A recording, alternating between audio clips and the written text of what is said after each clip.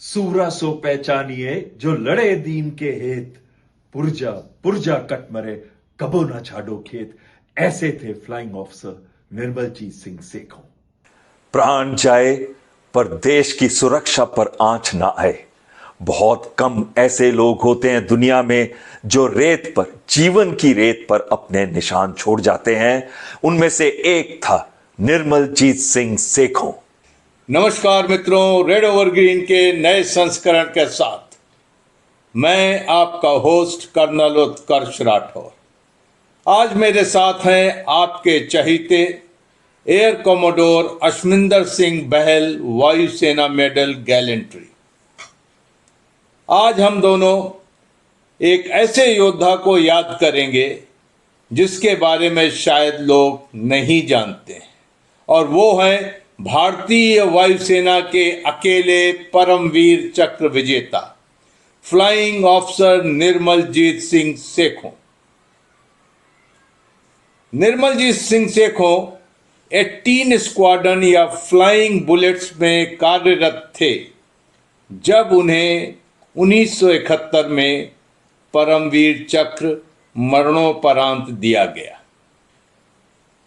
Air commodore Ashwinder Singh बहल ने 18 squadron को command किया है, तो इनसे बेहतर भला कौन जानता है कि क्या हुआ होगा 1971 में, और निर्मलजीत सिंह सेखों ने ऐसी क्या बहादुरी दिखाई थी कि उन्हें भारत का सर्वोच्च गैलेंट्री अवार्ड परमवीर चक्र मरणोपरांत दिया गया। सर, आपका स्वागत है। जैसा कि आप जानते हैं कि हम बात करना चाहते हैं आज परम योद्धा निर्मलजीत सिंह सेखों का। तो मैं चाहूँगा कि आप पहले ये बताएं कि ये 18 स्क्वाड्रन क्या है। बहुत अच्छा टॉपिक आपने चूज किया कर्नल राठौर। मुझे एक चीज बताइए, जब लियोनेल मेसी भारत में आए तो कई लाख लोग उनको मिलने गए 4 अलग अलग शहरों में, लेकिन विजय दिवस पे कितनों ने याद किया हमारे शूरवीरों को जिन्होंने इस देश के लिए अपनी जान दी थी। कितनों ने याद किया परमवीर चक्र वाले लोगों ने जिन्होंने उसको प्राप्त किया था अपनी जान की आहुति देकर। और कितनों को पता है कि फ्लाइंग ऑफिसर निर्मलजीत सिंह को कौन था, क्या फ्लाई करता था और क्यों उसको परमवीर चक्र दिया गया। सर, आपने बहुत मेरी दुखती रग पे हाथ रख दिया है। राष्ट्र के तौर पर हमें सेलिब्रिटीज से बड़ी मोहब्बत है। सिनेमा के स्टार्स को हम भली भांति जानते हैं। विदेश के खिलाड़ियों के कौन से क्लब हैं, कौन सी जर्सी नंबर है, वो हमें पता है। लेकिन अब हमारे खुद के सूरमाओं की बात होती है तो उस वक्त वाकई हमें बगले झांकनी पड़ती हैं। आपने बिल्कुल सही कहा कि लियोनेल मेसी के लिए 4 शहरों में कोई 10 लाख आदमी आए, लेकिन विजय दिवस सूना गया। झंडा दिवस हर साल मनाते हैं, और झंडा दिवस में जो कलेक्शन होता है, जो कि पब्लिक से डोनेशन आता है, वो धुरंधर की कमाई का 5% में नहीं होता है। अफसोस की बात है। खैर, आज हम आप 18 स्क्वाड्रन का पूछ रहे थे। जी हाँ। ये फ्लाइंग बुलेट्स है। ये फॉर्म हुआ था अप्रैल 1965 में, यानी कि जो युद्ध हुआ था उससे थोड़ा पहले, 1965 के युद्ध जो सितंबर में हुआ था उससे थोड़ा सा पहले। और उसको इनिशियली जो जहाज दिया गया था वो नैट था। सब्सिक्वेंटली उसमें अजीत भी आया, मिग 27 भी आया, और जब मैंने इसको कमांड किया उस समय मिग 27 एयरक्राफ्ट इसका बैकबोन था। आप कहां पर कमांड कर रहे थे? एक जगह है बहुत छोटी सी, कलाईकुंडा, जो खड़गपुर से कुछ ही दूरी पे है। वहां पे मैं कमांड कर रहा था, और मैं आपको बता सकता हूं कि उसका वेदर उस जगह का इतना अच्छा है और विजिबिलिटी इतनी अच्छी है कि वहां पे फ्लाइंग करने में जो मजा आता था ना, वो मजा कहीं पे भी आपको नहीं मिलेगा। लेकिन सबसे पहले बात मैं आपको बताऊं इसके बारे में कर्नल राठौर, जब मैं वहां कमांड कर रहा था तो कमांड से पहले मुझे बोला गया आपके ऊपर भारी रिस्पॉन्सिबिलिटी है। हाँ। ये ओनली परमवीर चक्र स्क्वाड्रन है भारतीय वायुसेना का, क्योंकि इसमें फ्लाइंग ऑफिसर निर्मलजीत सिंह सेखों थे 1971 के अंदर। तो ये सोच के जो मेरे ऊपर रिस्पॉन्सिबिलिटी है, और फिर कारगिल हो गया, तो कारगिल का मतलब ही ये था कि मेरे पायलट्स ऐसे ट्रेन हो कि वो जाएं और कुछ कमाल करके आए, मैजिक करके आए, और वो उन्होंने कारगिल युद्ध में जरूर किया था मेरे पायलट्स ने। अब आ जाते हैं हम वापस ये निर्मलजीत सिंह सेखों के ऊपर, जो टॉपिक आप क्या पूछना चाहते हैं। देखिए सर, निर्मलजीत सिंह सेखों के बैकग्राउंड के बारे में कुछ बताएं। वो कहाँ से आए और कब उन्होंने भारतीय वायुसेना में कमीशन लिया, और फिर हम बात करेंगे किस तरीके से उन्होंने सर्वोच्च बलिदान दिया, क्या हुआ था। बड़ा ही अच्छा प्रश्न है कर्नल राठौर। वो उनका जन्म जी। जुलाई 1945 में हुआ था। एक बहुत ही छोटा सा गांव है इसेवल, जो लुधियाना के पास है, वहां पे हुआ था उनका जन्म। और वो जाट सिख फैमिली से थे। उनके पिताजी हमेशा एयरफोर्स में ही उन्होंने सर्विस की थी, और वो एयरमैन से ज्वाइन हुए, और सबसे हाईएस्ट रैंक जो एयरमैन के अंदर आप प्राप्त कर सकते हैं, मास्टर वारंट ऑफिसर का, वो उनको मिला था, MW। और जब वो उनका कार्यकाल खत्म हो रहा था, क्योंकि उन्होंने इतना अच्छा कार्यकाल किया था, उनको ऑनररी फ्लाइट लेफ्टिनेंट बनाया गया, honorary flight lieutenant Tarlochan Singh, और तरलोचन सिंह सेखों। जी हाँ। और उसके बाद इन्होंने कमीशन लिया भारतीय वायुसेना के अंदर 1967 में, जून 1967 में, और अक्टूबर 1968 में उन्होंने 18 स्क्वाड्रन यानी कि फ्लाइंग बुलेट्स को ज्वाइन किया। फ्लाइंग बुलेट्स का मोटो है Swift and fearless. Swift and fearless. और शुरू से उनके अंदर जोश था कि मुझे फाइटर पायलट बनना है, और उनके अंदर एक काबिलियत भी थी, क्योंकि 3 साल का उनको नैट्स के ऊपर एक्सपीरियंस हो गया था जब तक 1971 का युद्ध आया। पर हमेशा बोलते थे कि मैंने दुश्मन के सेबर जहाज गिराने हैं, और बड़ा कॉन्फिडेंस था। हर एक को वो बोलते थे ब्रदर, किसी से भी बात करे, चाहे कितना सीनियर हो, जूनियर हो, या फिर कोई उनके लेवल का ऑफिसर भी ना हो, तो उसको भी हमेशा ब्रदर बोलते थे। इसलिए उनका निक नेम जो है एयरफोर्स के अंदर ब्रदर पड़ गया। यहाँ तक कि जो स्क्वाड्रन की वॉर डायरी के कुछ पन्ने आपने मुझे दिखाए, उसमें भी उनका नाम ब्रदर ही कहा गया है। बिल्कुल सही कह रहे हैं। और ब्रदर कहते थे, उनकी बड़ी रिस्पेक्ट थी स्क्वाड में, सीनियर्स भी उनको रिस्पेक्ट करते थे, इंटेंस थे वो, ज्यादा बात नहीं करते थे, लेकिन काम पे उनका पूरा ध्यान था। और जब युद्ध हुआ, बाकी सारे थोड़े डरे डरे भी हो, वो खुश थे कि मुझे कुछ कमाल करना है, और ये कमाल फिर उन्होंने करके दिया। 3 दिसंबर 1971 लड़ाई शुरू हो गई, और उस वक्त 18 स्क्वाड्रन कहाँ पर था। उस समय 18 स्क्वाड्रन चंडीगढ़ से अलग अलग जगहों में चला गया था, और उनमें से एक जगह थी श्रीनगर। ओके। और श्रीनगर में पहले 4, फिर 2, फिर 4, ऐसे करके जहाज वहां पे उन्होंने मेंटेन करके रखे। और 3 दिसंबर को लॉन्च किया पाकिस्तान ने ऑपरेशन चंगेज खान। और 3 दिसंबर को पाकिस्तान ने एक सरप्राइज अटैक किया प्रीएम्पशन का, और वेस्टर्न बॉर्डर पर जितने भी एयरफील्ड्स थे हमारे, कोई 10 से 12, उन पर उन्होंने अटैक किया। फिर क्या हुआ सर उसके बाद। बहुत सही कह रहे हैं। 11 एयरफील्ड और रेडार पे उन्होंने हमले किए। और कहां पे किए? श्रीनगर में किया, पठानकोट, आगरा, अमृतसर, ऐसे करके जो की एयरफील्ड्स थी, उन एयर बेसेस थे, उन पे हमले किए। श्रीनगर पे भी उन्होंने हमला किया। ओके। 5:30 बजे शाम को, 5:35 के आसपास ये हमला हुआ था। और आप देख रहे हैं, ये दिसंबर का महीना है। एक तो सुबह धुंध बहुत होती है, और एक शाम को धुंध होनी शुरू हो जाती है। जी हाँ। सुबह विजिबिलिटी 1 से 2 किलोमीटर होती है। तो वो चाहते थे कि शाम को हमला करें और हमले में तबाह और बर्बाद कर दे श्रीनगर को। पर उनको 3 दिसंबर को श्रीनगर एयरफील्ड मिली नहीं। वो जाके अवंतीपुर में जाके बॉम्ब ड्रॉप करके चले गए। तो 3 और 4 को उनका कोई भी इफेक्टिव अटैक नहीं हुआ श्रीनगर में। ओके। तो उस वक्त क्या रूटीन रही होगी 18 स्क्वाड्रन की श्रीनगर में जब लड़ाई शुरू हो गई? बहुत ही अच्छा प्रश्न है। हमारे जो जहाज थे, मैंने जैसे आपको बताया, 2 से 4 के बीच में हमेशा रहे श्रीनगर के अंदर। उनको ORP पे रखा जाता था। ORP का मतलब होता है ऑपरेशनल रेडीनेस प्लेटफॉर्म। ये कहाँ होता है? ये रनवे जो है ना, ऐसा, तो उसके बिगिनिंग में कवर्ड स्ट्रक्चर होते हैं, हार्डन ब्लास्ट पैन जिसको कहते हैं, उसके अंदर नैट जहाज को रखा जाता था, और उसी तरह दूसरे वाले एंड के अगर वो वाला रनवे यूज हो। लेकिन ये जो इस समय था 3-1 ही ज्यादातर यूज होता था, 3-1 रनवे, और उसके पास ही उन दो जहाजों को रखा जाता था और पायलट्स को वहां पे रखा जाता था ताकि वो जैसे ही कोई सिग्नल मिलता है कि पाकिस्तान के जहाज आ रहे हैं तो क्विकली टेक ऑफ कर सके। और ये जहाज ऐसा है नैट जो 1 से 1.5 मिनट के अंदर एयरबॉर्न हो जाता है, यानी कि इसका रिएक्शन टाइम बहुत ही फास्ट था। जी।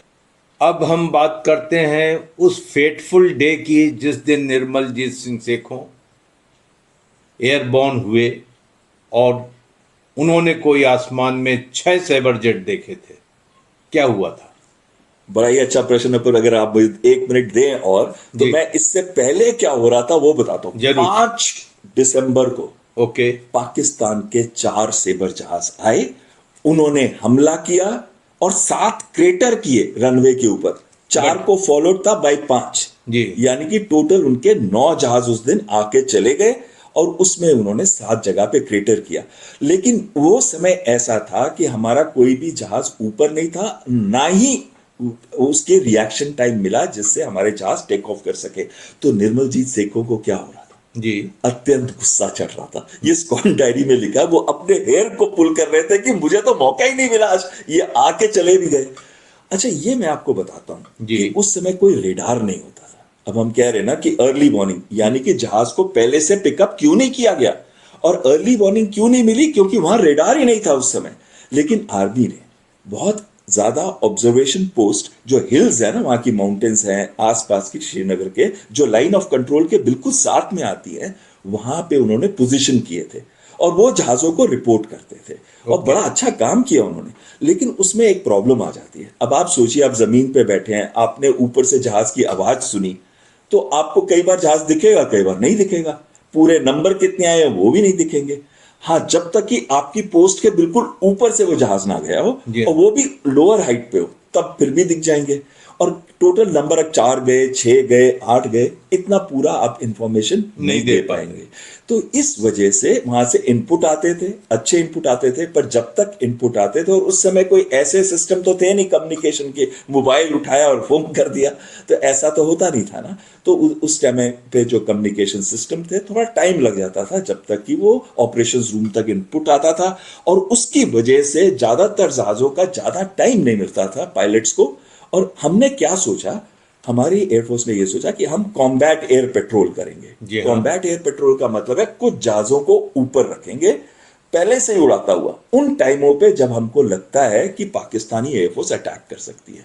और जो 5 को उन्होंने अटैक किया था वो 7:03 पे किया था। मैंने 5 दिसंबर की बात बताई ना जी आपको, हाँ। तो वो 7:03 पे किया। तो हमने क्या किया, हमने अपने कैप्स जो है 2 जहाज हवा में रखे सूरज उगने के थोड़े देर के बाद, यानी कि 6:30-7 के आसपास, ताकि वो पकड़ सके।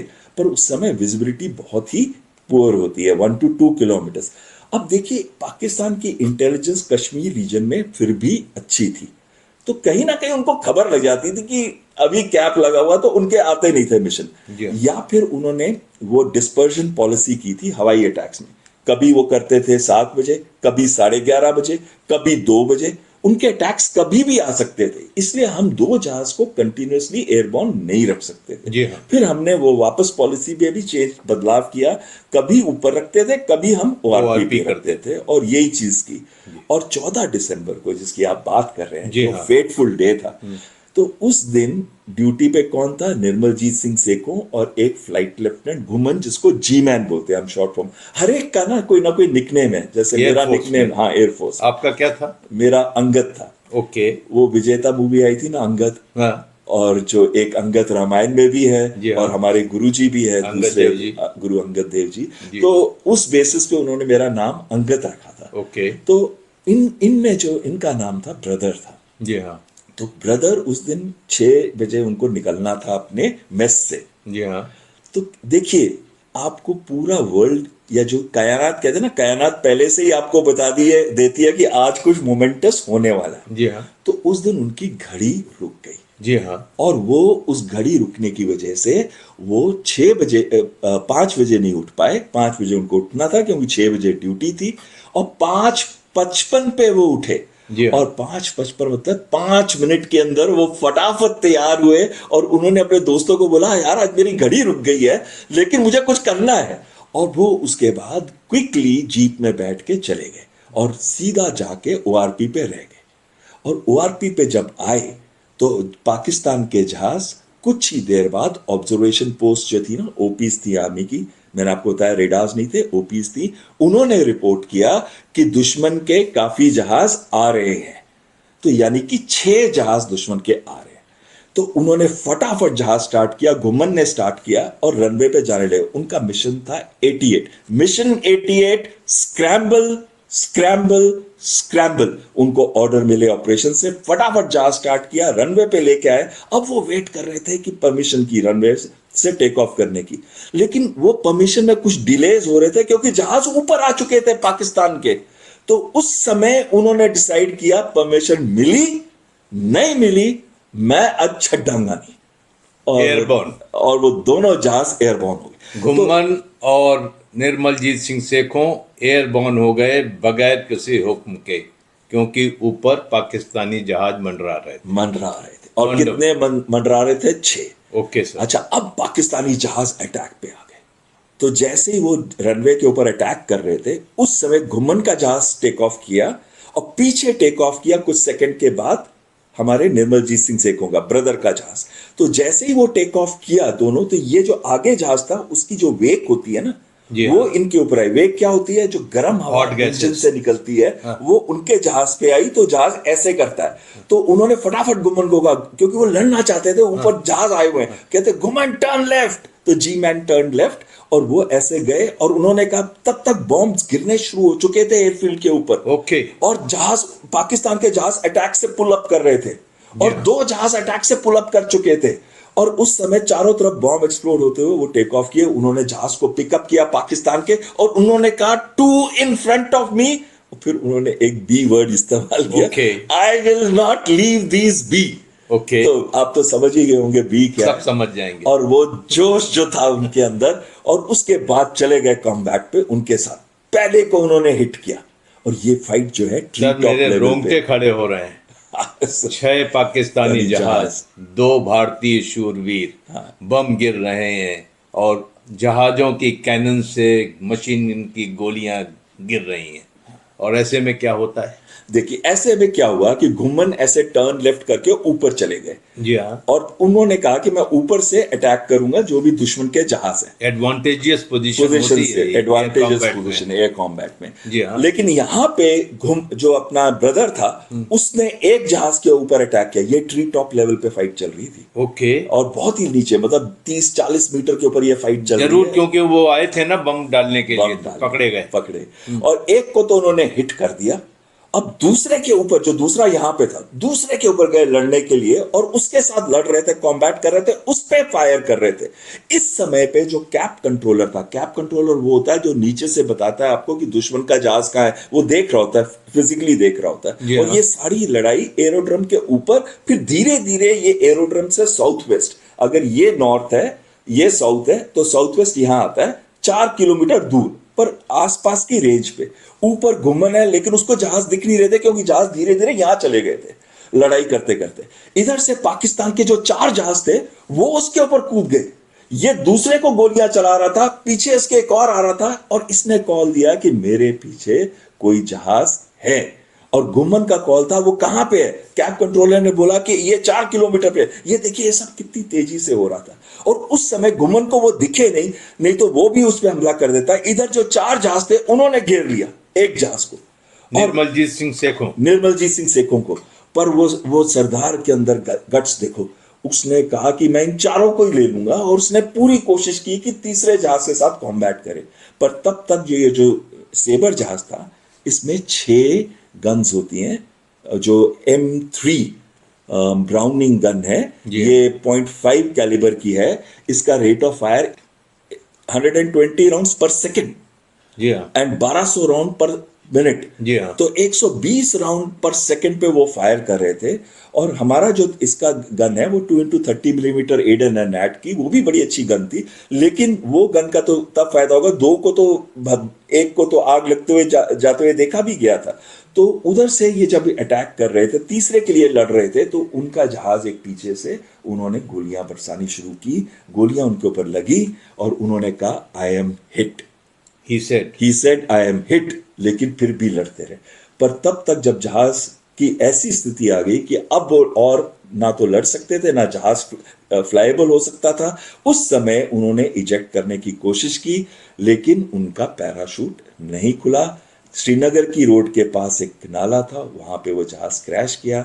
जब बाद में देखा गया तो वो पैराशूट पूरी तरह से खुला भी नहीं था और उनकी डेथ इंस्टेंटेनियसली हो गई थी।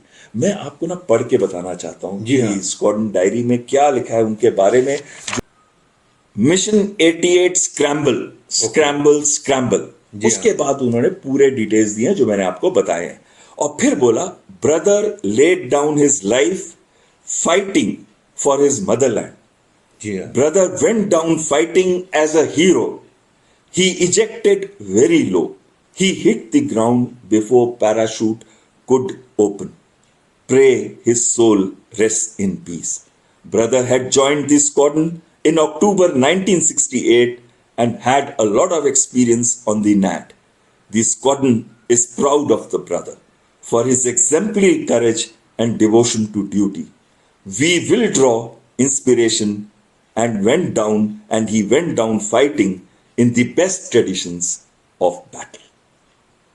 इससे बड़ी ट्रिब्यूट क्या हो सकती है? इससे बड़ी कोई भी ट्रिब्यूट किसी को नहीं दी जा सकती। और भारत की जो गवर्नमेंट है और भारत के जो आर्म फोर्सेस हैं, उन्होंने इस वैलर को रिकग्नाइज किया। जी हाँ। और उसको परमवीर चक्र से नवाजा गया। आप अभी 18 स्क्वाड्रन की 50th रेजिंग पे गए थे? 60th। जी, 60 साल पुराना हो गया। 60 साल पुराना। और आज भी हर बात में निर्मलजीत सिंह सेखों का उदाहरण दिया जाता है। वो लेगेसी आज भी कायम है।